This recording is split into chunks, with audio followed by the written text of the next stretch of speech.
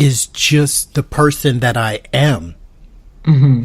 And I allow myself to be this person with you. That for me is love, right? Yes.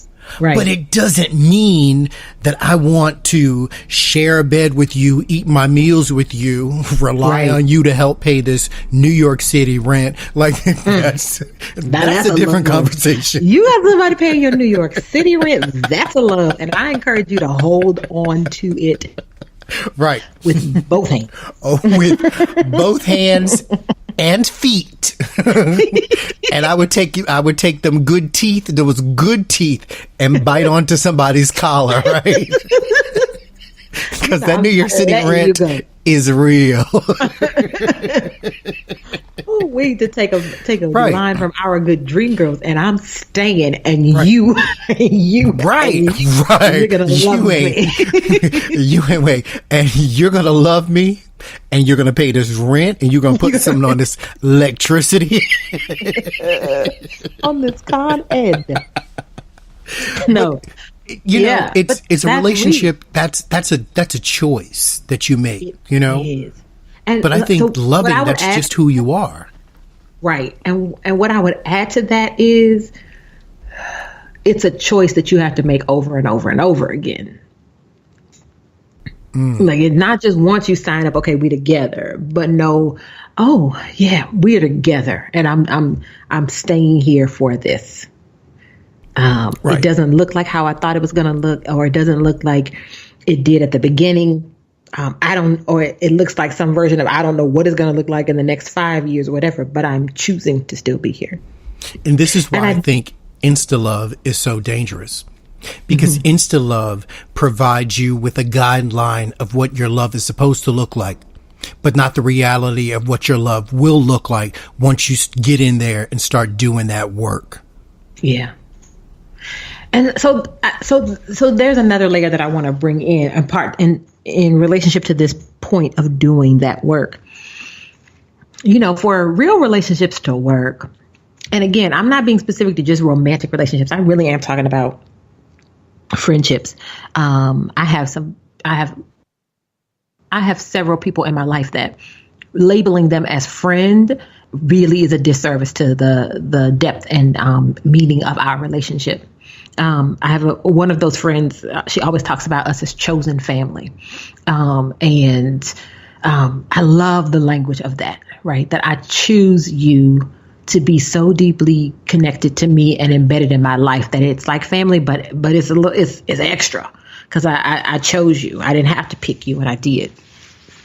I think the thing that matters, for me, I think the thing that matters and the thing that we are missing out on a lot is vulnerability.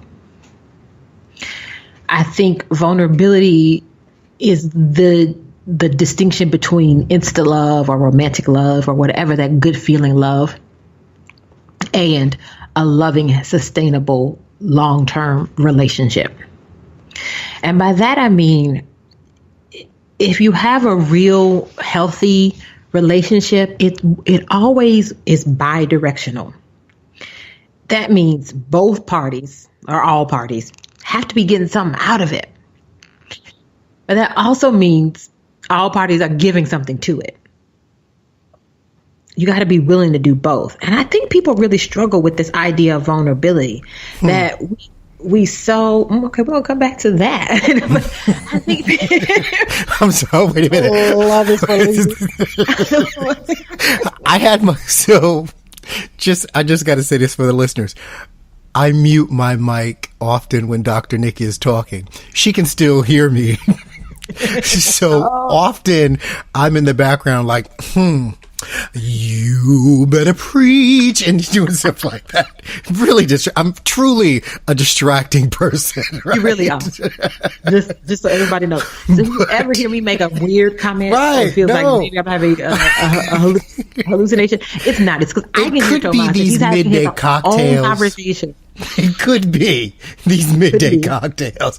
My happy hour begins when we log off. Wait a minute.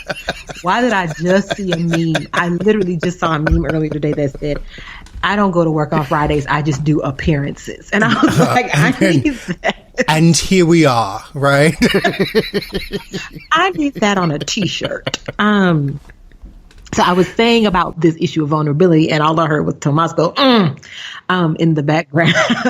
No, they actually heard that too, because I unmuted my mic for that. Oh, because okay, so that's how important it Yeah, is. so that was an important because it's true. It is so true. People don't want to get in their feelings about anything, but yet they want the other person at the other party to come to them, right? Like, there's no possible way for you to really experience love without also simultaneously experiencing vulnerability. You can't have one without the other. And I think when people don't experience love, or they don't have the kind of loving relationships that they want, it's because they don't have the capacity or the willingness to demonstrate their vulnerability. And that's so important. You mentioned earlier how I'm the kind of person who will send you a $5 gift card. And you are that same kind of person. There have been times when I've been in my moment, right? Mm-hmm. And it's been 3 days, and you pick up that phone. What you going through? I ain't heard from you in 3 days. I know you ain't out touring no place. No place. Right? You're not working that hard for nobody. Right. So and I'm sitting under a rock somewhere, just trying to figure it all out.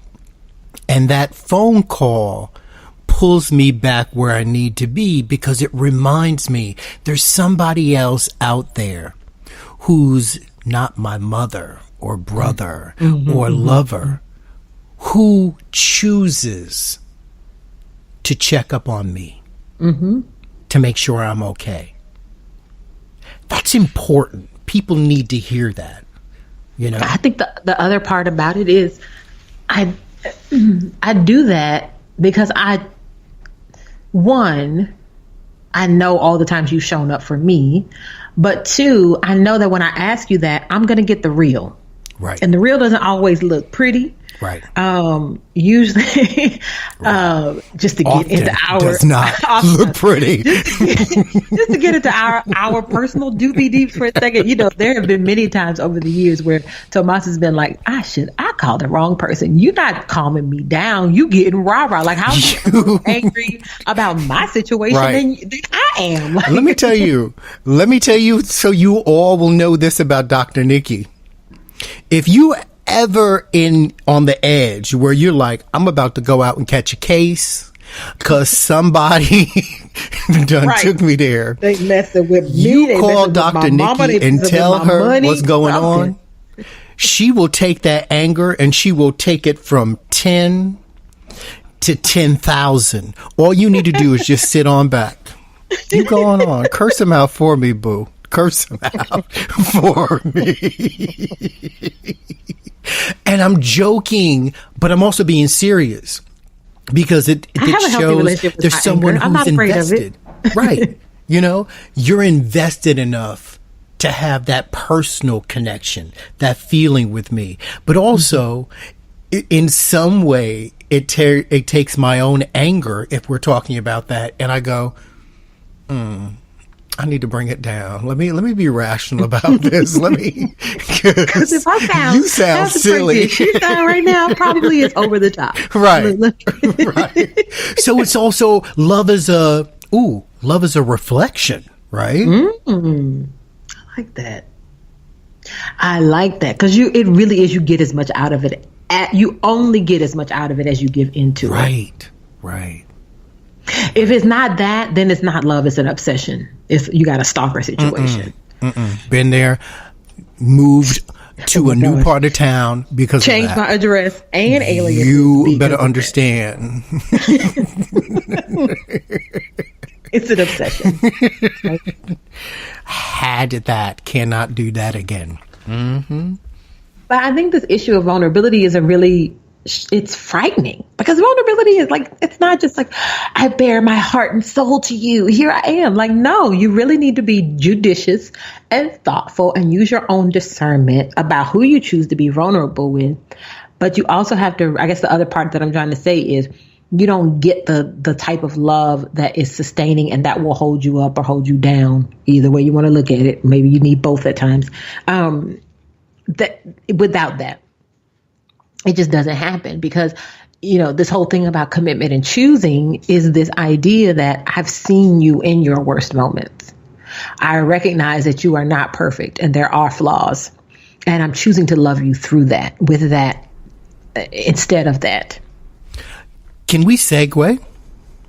Do you mind? Sure. Still. So I think what's interesting, when we sit down here and we talk about this dynamic of love, we often think of other people, friends, lovers. Mm-hmm. But the one thing that I keep coming back to as you're talking is, in order to be vulnerable, in order to show up, in order to do all of those things, I have to love myself first. Right? Yeah.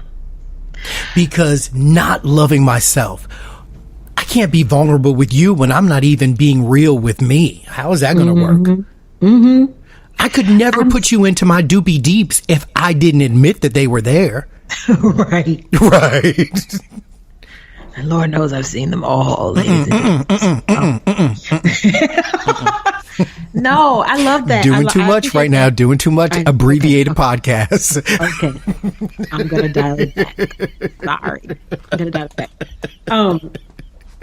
No, I'm so glad that you brought that up. And I also think I have a different opinion about what self-love looks like than I think maybe people want to talk about. Because I hear people all the time say, if you can't love yourself, nobody going to love you.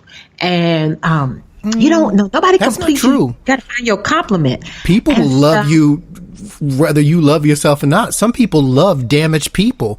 They're saviors and they want to save you. So that's not true at all. I want to be saved. I have to go back to that one. Did you really?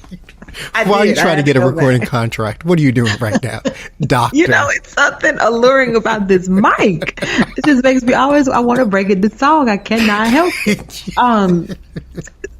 Let me be serious for a second, okay? Abbreviated podcast. This idea of self-love to me doesn't mean that you also have to be perfect, right? Like, I don't know any of us that walk through life without our dysfunctions, without our weaknesses, without our blind spots.